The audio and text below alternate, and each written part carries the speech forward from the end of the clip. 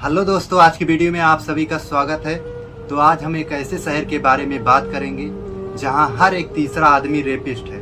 तो चलो ले चलते हैं आपको उस शहर में। डिप्सलूट दक्षिण अफ्रीका के जोहान्सबर्ग सबसे खतरनाक इलाकों में से एक माना जाता है, जहां महिलाओं का रेप होना आम बात हो चुका है। दक्षिण अफ्रीका के डिप्सलूट में रहने वाले दो युवकों ने बीबीसी को बताया कि हमने अभी तक कई महिलाओं का रेप किया है, और ये बताते वक्त उनके चेहरे पर कोई भी घबराहट नहीं थी।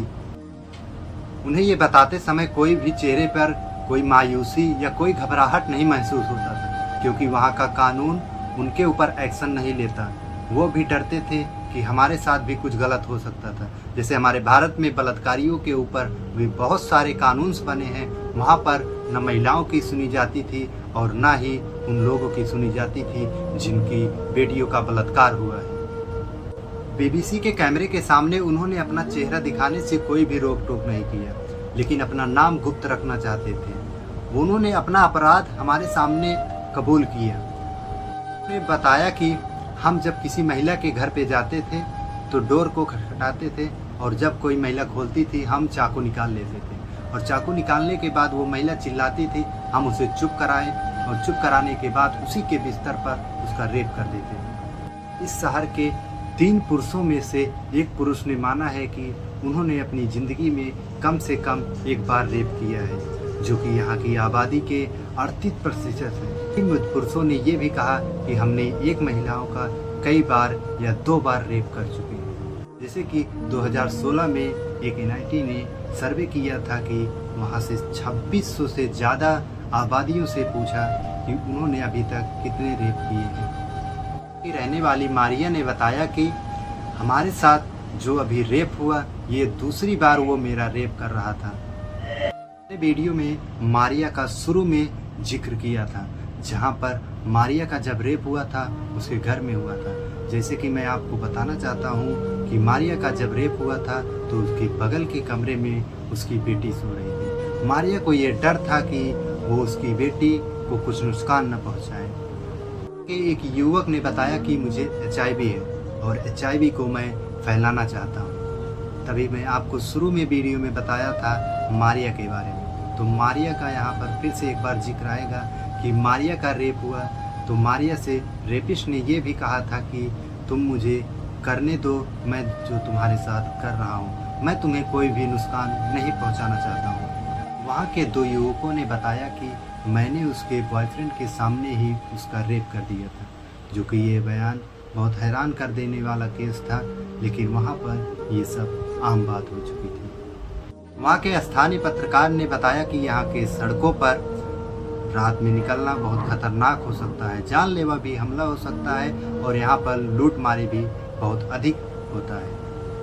उन्होंने बताया कि रात के 10 या 11 बजे के बीच में यहाँ पर किसी की भी हत्या हो सकती है, और अगर हत्या रात में हुई तो पुलिस वहाँ की उसे सुबह तक वहाँ से नहीं उठाएगी। उन्होंने बताया कि यहाँ पर लोगों ने कानून हाथ में ले लिया, और उन्होंने ये भी बताया कि यहाँ पर कानून किसी की मदद नहीं करता या किसी पे एक्शन नहीं लेता, जिससे यहाँ पर बड़े बड़े हादसे होते रहते हैं।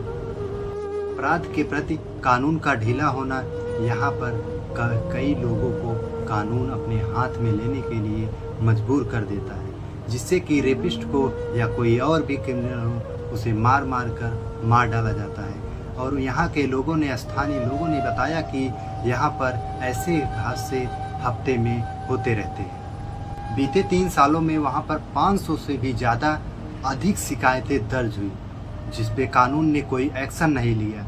बल्कि इसी पर ही नहीं, अगले और भी कोई भी अपराध होता था, कानून उस पर कोई भी एक्शन नहीं लेता था। वहाँ के स्थानीय पत्रकार ने बताया कि यहाँ के सड़कों पर रात में निकलना बहुत खतरनाक हो सकता है, जानलेवा भी हमला हो सकता है, और यहाँ पर लूटमारी भी बहुत अधिक होता है। जैसे कि वहाँ के कुछ लोगों ने ये भी बताया कि वहाँ पर एक ऐसे अपराधी को पकड़ा गया था जिसको पेट्रोल डालकर जला दिया गया था। वहाँ के लोगों ने ये भी बताया कि अगर भीड़ में कोई मदद करने भी जाएगा तो वो भी भीड़ का शिकार हो जाता है, इसलिए वहाँ पर कोई किसी का मदद करने के लिए आगे नहीं बढ़ता।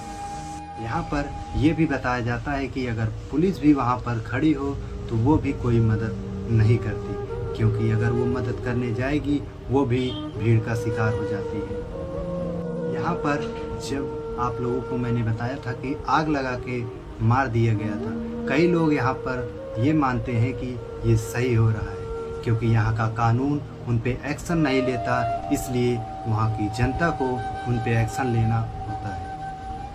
और कई महिलाओं ने ये बयान दिया कि हमारा मर जाना ही अच्छा होता है, क्योंकि उन्हें ये गिल्ट फील होता है कि उनके पतियों के सामने कई बार उनका रेप होता है, और उनकी पतियों से ये भी कहा जाता है कि देखो मैं तुम्हारे सामने ही तुम्हारी पत्नी का रेप करता हूँ, और उसका पति कुछ भी नहीं कर सकता। लेकिन ऐसे भयानक अपराध के बारे में सोचना बंद नहीं होता, क्योंकि उनके जहन में ये बात घुसती ही नहीं कि रेप एक गलत नज़रिए का सोच है। डिप्सलूट को यहाँ गहरी खाई भी कहा जाता है, क्योंकि वहाँ के लोगों का ये मानना है कि हम एक गहरी खाई में फंस चुके हैं, और इसी के बाद महिलाओं का रेप तब भी कम नहीं होता, क्योंकि ऐसे भयानक लोगों के साथ बहुत ज़्यादा ही गलत व्यवहार करना पड़ता है। इसी सब के कारण ये शहर बेरोजगारी और समस्याओं से जूझ रहा है। ये बेरोजगारी और समस्याएं तब तक नहीं दूर होंगी जब तक यहाँ की जनता जागरूक नहीं होगी, और यहाँ का कानून सुधरना चाहिए। और आप लोग हमारे चैनल को सब्सक्राइब करिए और वीडियो को लाइक करिए, कमेंट में बताइए कि कैसा लगा वीडियो। धन्यवाद।